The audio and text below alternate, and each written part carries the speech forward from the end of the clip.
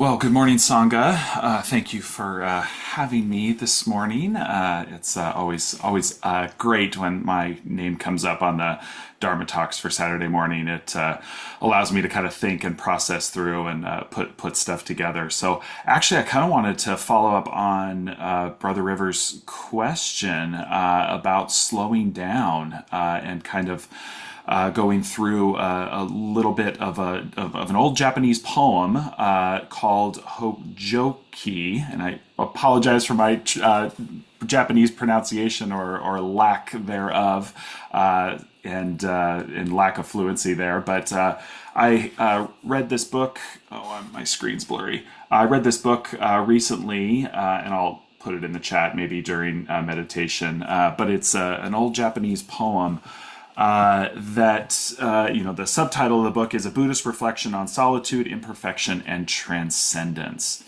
And so I kind of just wanted to go through and really recommend this book, and I think it really follows that theme of slowing down, as we'll see. So, just a little bit of historical background. The poem was written by May, who was born into a priest's family in the capital in Kyoto and in Japan in 1155, and he died in 1216. I've got to start with the history for those of you who don't know me. I always start with the history stuff and the history behind it. But actually, the context of this poem is pretty important because there's just a ton going on in Japan during Chomei's life.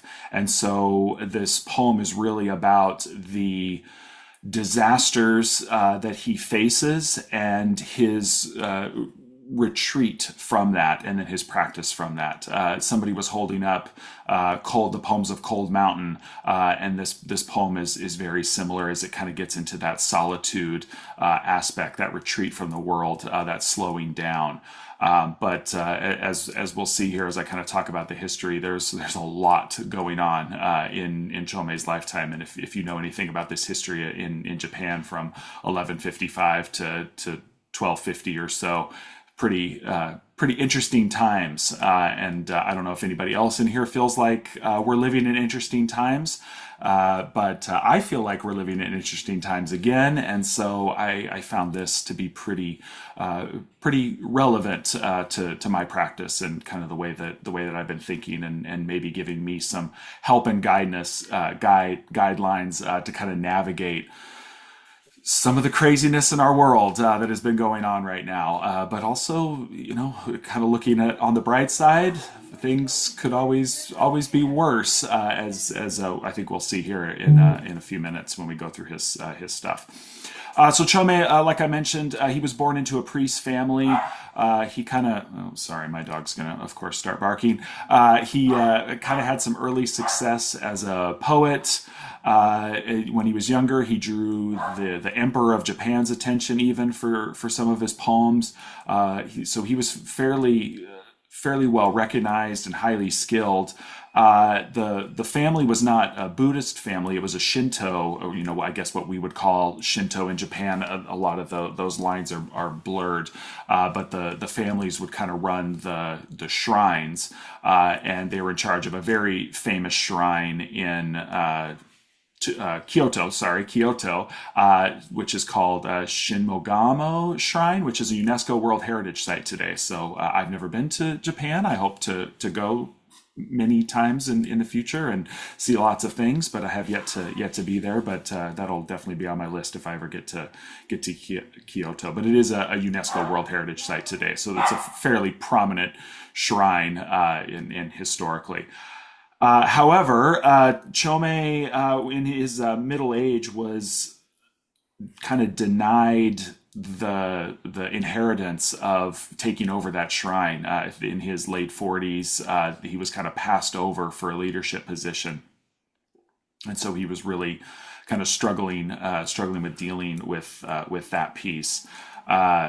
And so, but there was already a lot going on, around 1200. So if you're not familiar with this time and the poem, and I'll kind of read some passages from the poem, but it gets into There were great windstorms and firestorms that knocked out the capital. In 1177, Kyoto was burned to the ground. Over a third of the city was burned, including parts of the imperial complex was burned down.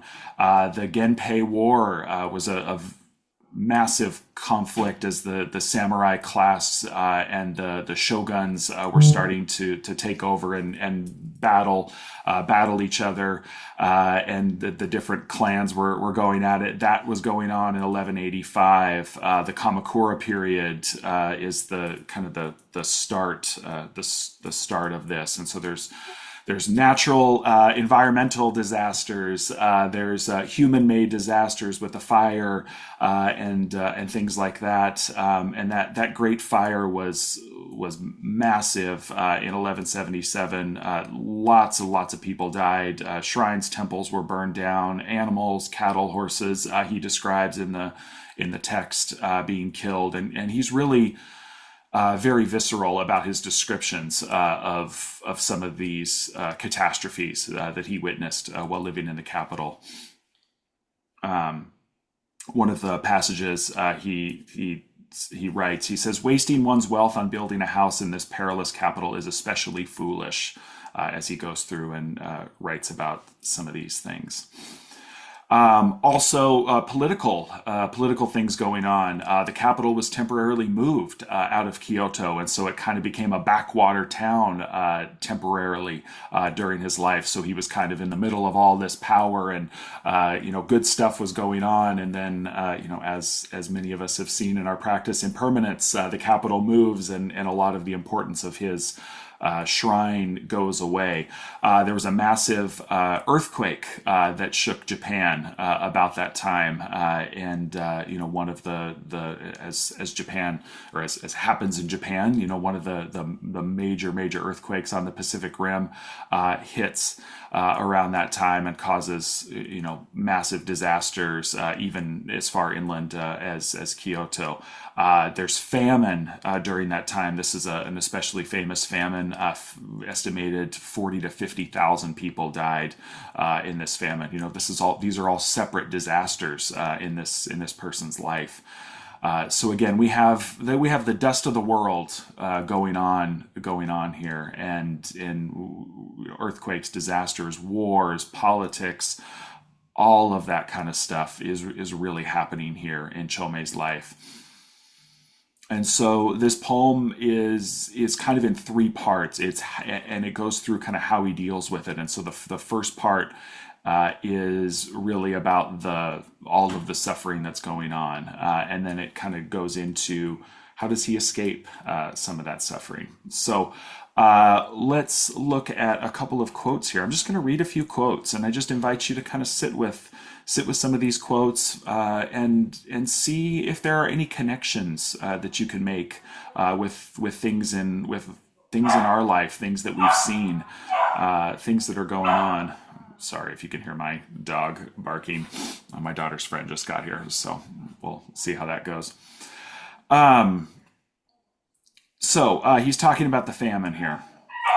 The poor woodcutters and other common folk could no longer carry wood from exhaustion, so even fuel became scarce in the city, and those who had nowhere else to turn were reduced to tearing down their own houses and selling wood in the marketplace.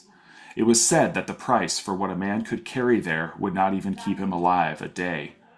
Strangely, among the woods sold for fuel, one saw some with touches of cinnabar or gold leaf. On inquiry, I learned that some, as a last resort, were going to run down old temples, stealing Buddhist images, dismantling the decorative woodwork in the worship hall, and breaking these up to sell.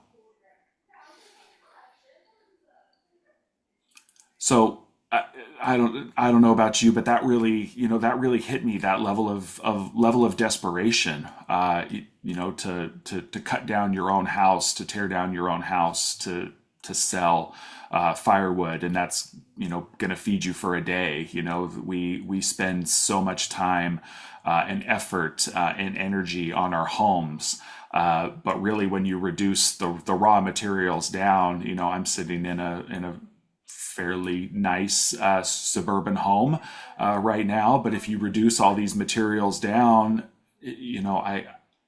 I'm not seeing the value here. It's some boards, it's some chalk, it's some glass, maybe some earth and some rock, some plastic. What is it really worth when we start tearing it down compared to the what it represents to us, and so I think we put so much into that. So interesting to think about these times where people are in this desperate mode, where they're cutting things down, and of course, going into temples and sacred places and taking the wealth out of there, and to take is interesting to think about too. The earthquake, he talks about, another quote in here that I'll read. Also, at the same time as I recall, there was a great earthquake, and a quite exceptional one it was. Mountainsides collapsed, damming the streams, and the sea tilted up and flooded over the land. Water gushed from the rent earth. Great rocks split asunder and tumbled into the valleys below. Boats rowing offshore were tossed in the waves, while horses lost their footing on the roads. Not a single temple or building or pagoda around the capital remained intact. Some collapsed, others leaned and fell like thick plumes of smoke. The dust rose. The roar of the shuddering earth and the crash of buildings resounded like thunder. Anyone indoors was sure to be crushed, but we rushed out only to find the earth split open at our feet. Lacking wings, there could be no escaping to the air. Had we only been dragons, we might have fled into the clouds. Among all the terrors, I realized then, the most terrifying is an earthquake. So again, he's going through these natural disasters. As we live in an age of increasing natural disaster, increasing danger around the natural world, and I've watched several things about the Cascadia induction. What am I? I'm misremembering the geological term, but the potential for the great earthquake that's going to hit in the next 100 years. That's going to be as massive as any earthquake in anybody's lifetime, maybe even as high as a 9.0, and could cause major damage and major harm. And we're living in a volatile area too, just across the ocean from Japan, and so those possibilities kind of open up as well. And you can see what it did during Chome's time, to tear up roads and flood fields and split the ground, and people dead in the waves, and large buildings destroyed, and all of the disaster that would have happened there. He continues to talk about the four elements, and he continues to talk about the earthquake. And I found this quote interesting, so I'll share it. It's a short one. Of the four elements, water, fire, and wind commonly inflict harm, while earth causes no great disruptions. Back in the old days, perhaps in the Psycho era, there was a great earthquake that knocked the head off the Buddha of the Todaiji temple and caused tremendous damage. But even that was not as bad as this. So again, he's comparing this major earthquake to old earthquakes. And Todaiji, if you're familiar with that temple at all, is the Buddha in there is massive. And so you could, to picture the head of that Buddha getting knocked off, it would have been just an incredible natural disaster. I hope none of us lives to see anything quite like that. So Chome, he's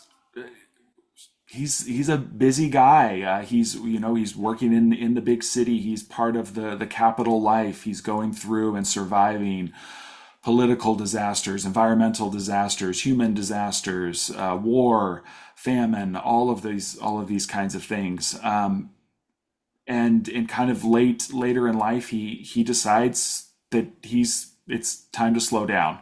It's time to circumstances have kind of pushed him out, but also it's time to go out. And so he moves up into the hills around Kyoto, and he builds small huts that he lives out of. And so the second part of the poem is really about him moving out to his hut. And so here's a part of this that he talks about. If you lived in a cramped city area, you cannot escape disaster when a fire springs up nearby. If you live in some remote place, commuting to and fro is filled with problems, and you are in constant danger from thieves. A powerful man will be beset by cravings. One without family ties will be scorned. Wealth brings great anxiety, while with poverty comes fierce resentments. Dependence on others puts you in their power, while care for others will snare you in their worldly attachments of affection. Follow the social rules and they hem you in. Fail to do so, and you are thought as good as crazy. Where can one be? What can one do to find a little safe shelter in this world and a little peace of mind? And so he moves out to a hut, and here's what he says about his hut that he builds. This house looks quite unlike a normal one.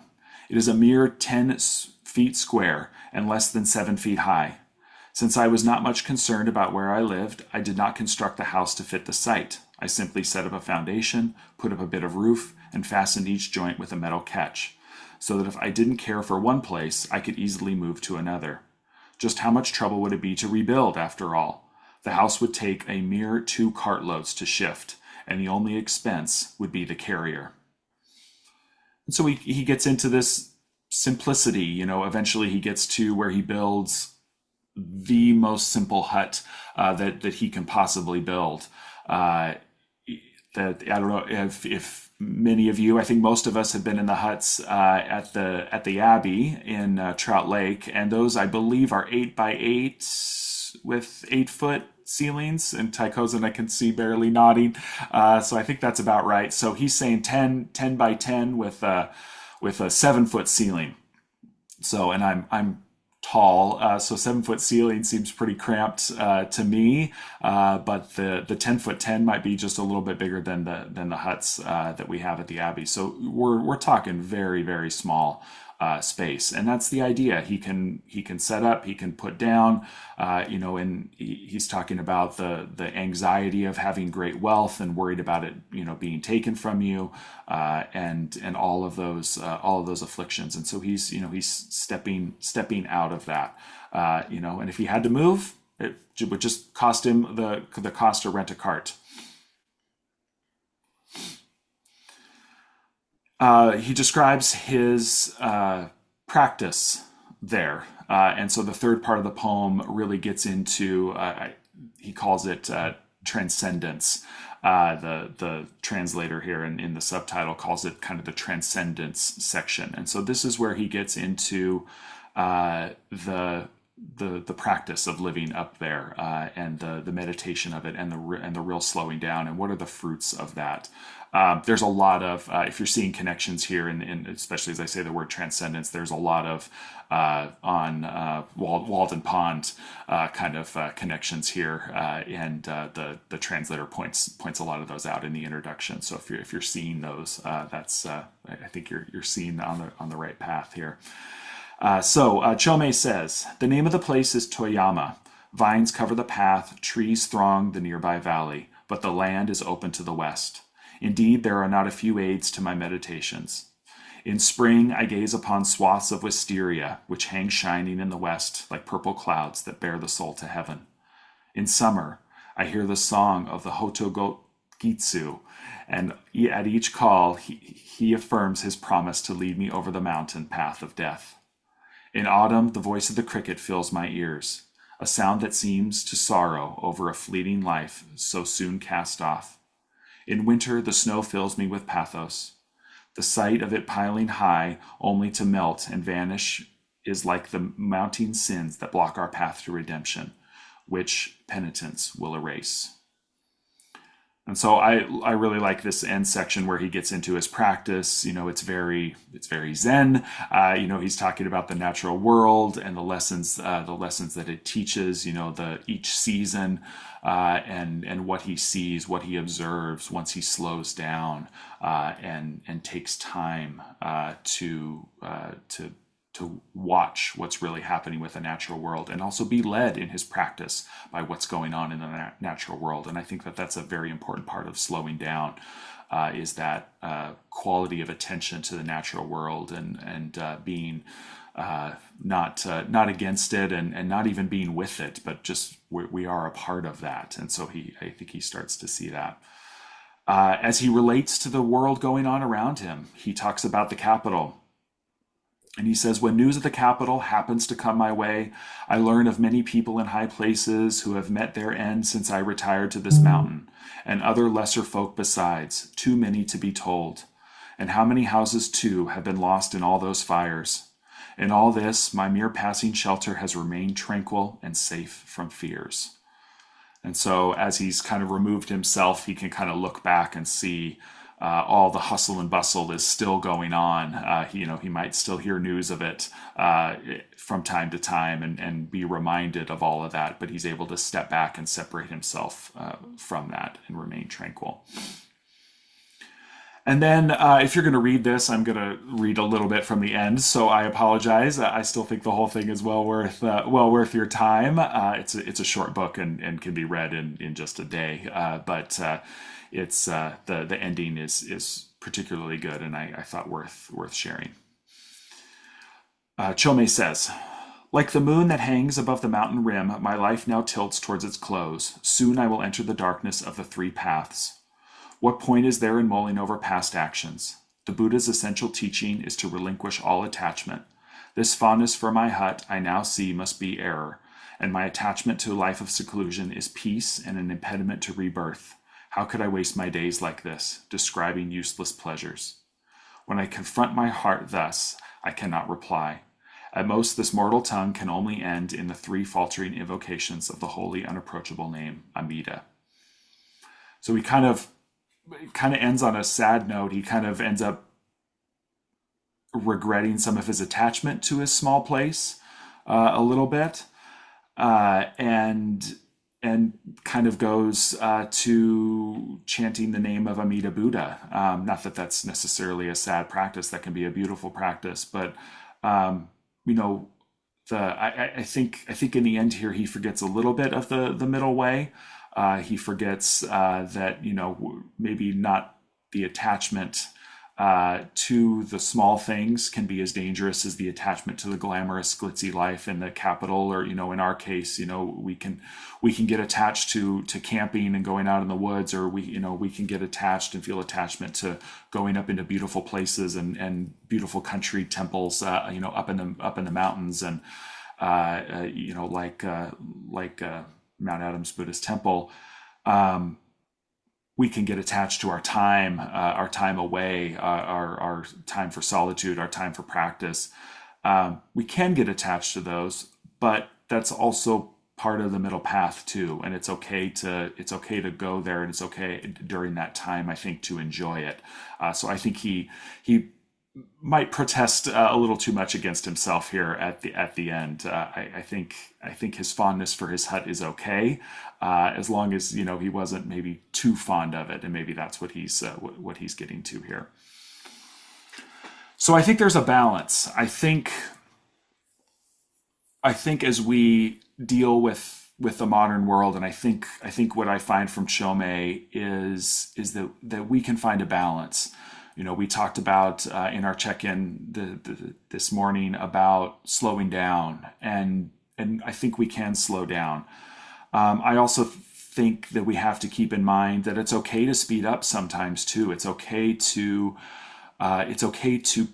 put ourselves out there. We are in the Mahayana Buddhist tradition, and the importance of the bodhisattva, the importance of helping others, of practicing generosity and kindness and a helping attitude towards others. And that, when we're out acting in the dust of the world, I think that can speed us up. And so as I was kind of reflecting on the end of this poem, I was thinking about Thich Nhat Hanh and his order of interbeing, and I know I've talked about that before, and I've referenced that before, and I know we have some members here that have gone through that ordination process, and I don't know if anybody's in the room today that has done that, and I can't see everybody on screen. So if you're raising your hand and saying I've done it, I apologize. I can only see 4 or 5 of you up at the top of my screen, but the Thich Nhat Hanh's order of interbeing is, this idea of kind of going out and actualizing the bodhisattva path, and what are those practices like, and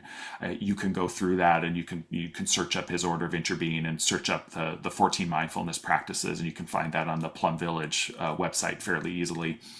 But one of the things, or it doesn't really talk about, it talks about mindfulness and being aware and present in the moment, but it doesn't talk a ton about that kind of need to retreat and need to kind of come back.